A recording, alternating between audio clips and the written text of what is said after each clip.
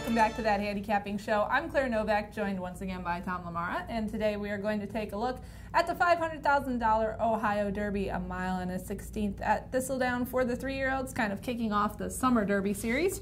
And Tom, this race actually drew up very well. We know they lost their grade, but it looks like they might have a chance to get it back, and the boosted purse has definitely attracted some good 3-year-olds.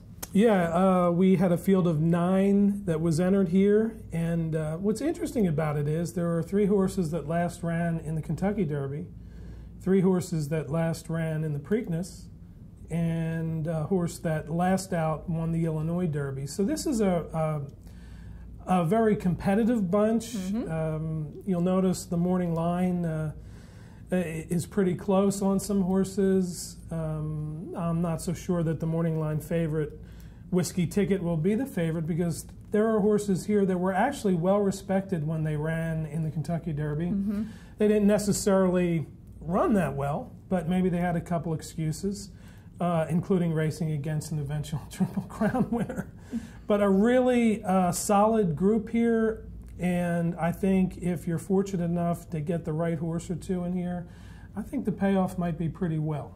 All right, well, Whiskey Ticket is that Bob Baffert trainee who has only run twice in his career, which already, as you and I were discussing, kind of raises some red flags to me. You know, what kind of issues has this horse had that in the summer of his 3-year-old campaign, he's making only his 3rd career start versus a horse like Mr. Z, who Dwayne Lucas keeps throwing at the wall and seeing if something will stick. So, and we'll do so again here. And we'll do so again here. So for Whiskey Ticket, you know, his Illinois Derby win was very determined, very game, coming right off that maiden score first out.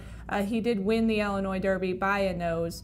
Like you said, I'm not sure he's going to actually be the favorite at post time. I would tend to look more towards a horse like Far Right or, you know, potentially Divining Rod, maybe to be the one that people are looking you know, at. It's pretty tough, too, because you have horses in here that have shown really good early speed. Not all the time, but they have the ability to show really good early speed. Whiskey Ticket is one of them.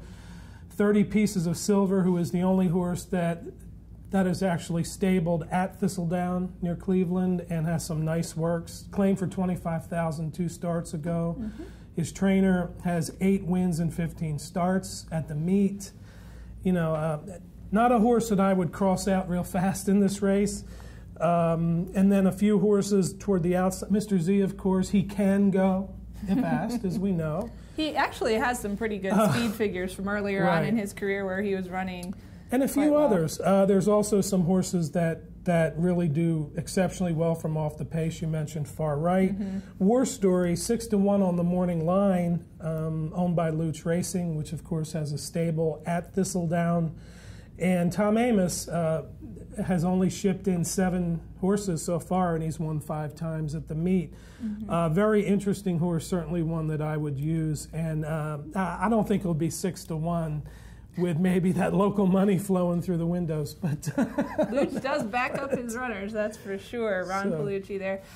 So with a horse like Tenecendur, what do you do with that? Because this is a runner. I pick him on top. Oh, well, there you go. He's a runner who ran 2nd in the Wood Memorial to Frosted and was very impressive, and then just didn't get his Kentucky Derby run, but he's been training for George Weaver. He has, you know, and he's blinkers off. He raced with blinkers his last 3 starts. However, he only won once. It was a New York bred maiden special weight at Aqueduct earlier this year, and that was without blinkers. You know, he's run well with and without.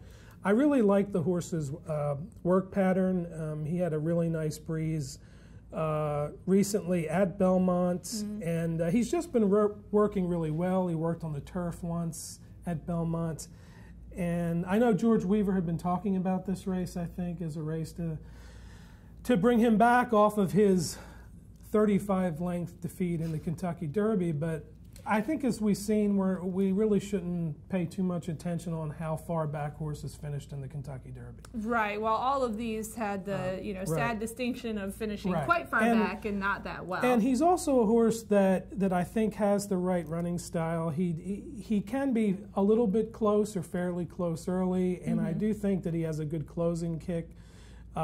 His race against Frosted in the Wood was great. Frosted, of course, came back to run second in the Belmont to American Pharoah.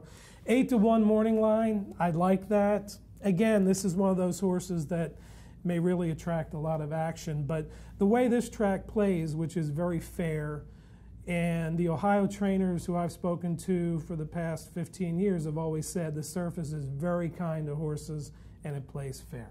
Well, and speaking of a horse who ran behind American Pharoah, I'm going to take a serious look at Far Right because I do believe the Kentucky Derby, which was his worst career effort, is not a sign of poor quality in any way, shape, or form. I like the way that this horse was closing in the Arkansas Derby to get up for second, and of course you had Mr. Z third in that race. This is a horse who won the Southwest Stakes, and that was his highest speed figure in his career when he did that. And I think that as far as this scenario is concerned, you know, he's been training at Churchill steadily, and Ron McCat really does think that that this is a better horse than his Kentucky Derby effort showed. But I like seeing some of these horses who ran poorly in the Derby decided to sit out the next leg and get some, you know, R&R under their belts and maybe come back for a strong second half of the year. So he's one I'll look at for sure. We haven't really talked about Divining Rod, the Coolmore Lexington winner, and he ran third in the Preakness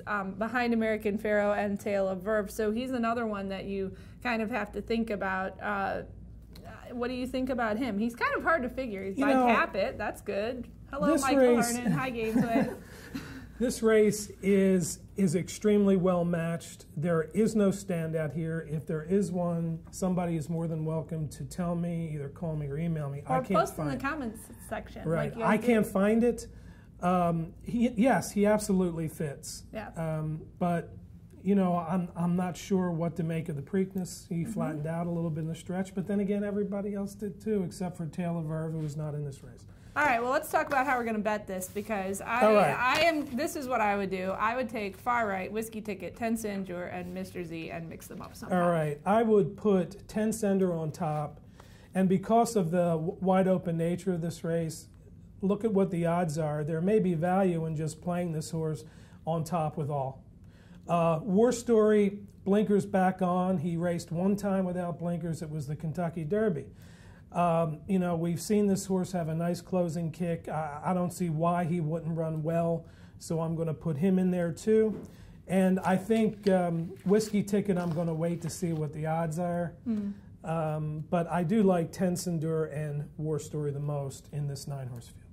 All right, well, you're heading to Thistledown. Yes. Yeah. Tom will be on the ground, so follow him on Twitter at @BH_T LaMarra for photos, tweets, etc. And we'll have coverage for you this weekend on bloodhorse.com. As always, we want to say thank you to Equibase for the PPs, and thank you for watching that handicapping show. Okay.